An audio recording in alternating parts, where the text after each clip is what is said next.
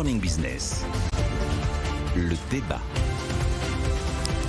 Vous avez râlé ce matin, Nicolas Dos, quand on a parlé du sujet sur l'intelligence artificielle. Vous avez dit, je ne suis pas Anthony Morel. Mais en fait, maintenant, ça concerne tout le monde. C'est pour ça qu'on vous pose cette question.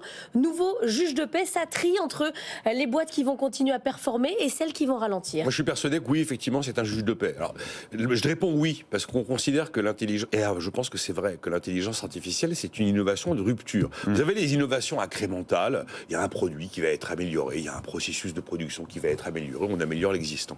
Et puis, vous avez les innovations de rupture qui changent le mode de vie. Alors, l'IA juge de paix, si on répond non, ça veut dire qu'on roule en calèche, qu'on s'éclaire à la bougie et qu'on a encore des porteurs d'eau dans les immeubles. Effectivement, je ne suis pas le spécialiste du sujet, mais j'ai vraiment... le rapport Aguillon qui a été remis récemment est quand même assez éclairant. Déjà, c'est un marché estimé, mais naissant, mais estimé d'ores et déjà à plus de 40 milliards de dollars en 2023. Après, tous ceux qui se sont penchés sur le sujet ont la conviction que c'est un réservoir de productivité et un réservoir de croissance. Tiens, deux éléments qui nous font un peu défaut en ce moment. Plus personne ne remet en cause ou ne doute que l'usage et le traitement des data est absolument incontournable.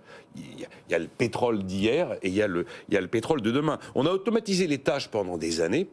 On va commencer à faire un truc nouveau qui s'appelle automatiser les idées. Si on se dit que c'est pas la peine de s'y intéresser, c'est qu'on est en train de passer à côté de quelque chose.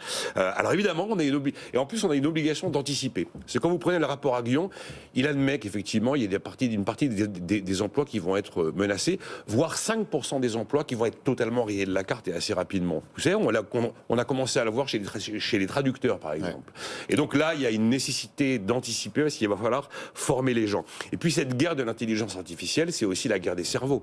C'est-à-dire celui qui gagnera la bataille de l'intelligence au silicium, c'est celui qui concentrera le plus d'intelligence carbonée. Donc effectivement, pour moi, c'est un juge de paix. On ne peut pas dire que l'IA va changer, va tout irradier, la planète, les textes, les mots, les images, et dire qu'on va s'en détourner. Vous prenez Netflix, ils ont mis 2 ans et demi pour atteindre le million d'abonnés. Vous prenez ChatGPT, ils ont mis 5 jours. Donc oui, l'IA est-il un juge de paix? Je réponds clairement oui. Jean-Marc Daniel. Moi, je serais moins tranché. Je pense que c'est difficile de savoir à l'heure actuelle ce qu'il en est.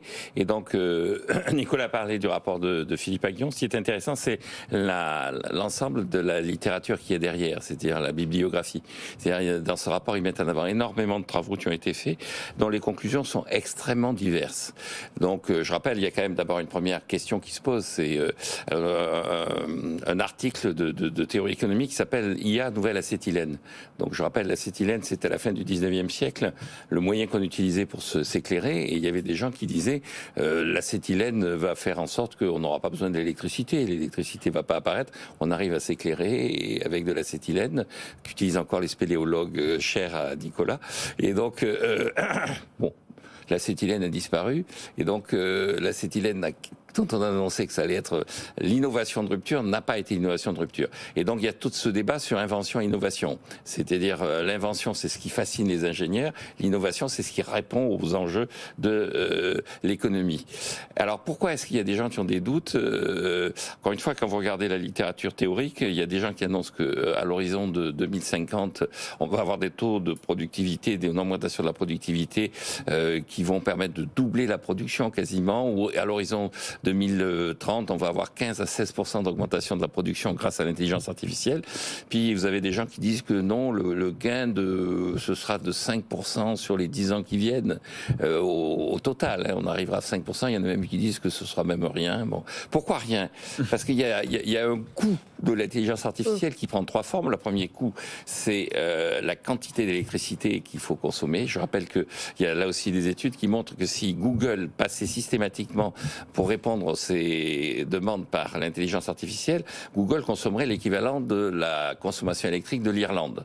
Alors l'Irlande, c'est un pays de 5 millions d'habitants, qui est un pays développé. 5 millions d'habitants, c'est pas totalement négligeable. Il y a ceux qui disent, de toute façon, et Nicolas l'a dit, il va y avoir des gens dont l'emploi va disparaître. Et donc il va y avoir avoir des réflexes ludiques. Comment est-ce que les gens vont résister? Elle va se mettre en place, mais les gens dont les emplois sont menacés vont résister. Et au moment où on a transformé la force physique en machine, où on a utilisé des robots, la résistance a été sous forme politique, sous forme violente, on a cassé des machines. Quelle va être la résistance du monde intellectuel? On ne sait pas, mais ce monde intellectuel ne va pas se laisser faire. Donc il y a une capacité là aussi à digérer. Et puis le troisième élément qu'on met souvent en avant, c'est que quand on traite de l'information, un des grands enjeux, c'est d'être capable de vérifier la qualité de l'information. Et pour vérifier la qualité de l'information, il faut que vous ayez la source de l'information. Le problème de l'intelligence artificielle, c'est qu'elle ne vous donne pas la source. Elle manie plusieurs sources, elle brasse plusieurs sources, elle arrive à un résultat, et vous n'avez pas le moyen. Et donc, pour tout un tas de travaux scientifiques, vous pouvez utiliser l'intelligence artificielle comme élément d'indication, mais vous ne pouvez pas vous appuyer systématiquement sur elle, parce qu'elle ne manie pas sa source. Et donc, pour conclure, c'est spectaculaire, mais il y a quand même des choses qui permettent de dire que peut-être que ce sera une impasse et une fausse piste. Le rapport à Guillon laisse la place au doute. Par contre, il laisse pas. Il dit on ne peut pas rater le train parce que le train est là. Donc au moins on y met 5 milliards par an pendant 5 ans et pas 3 milliards pendant 8 ans comme on est en train de le faire. Et il faut quadrupler le nombre de jeunes formés à ces innovations ou en tout cas ces technologies futures. On va passer de la théorie à la pratique. Et vous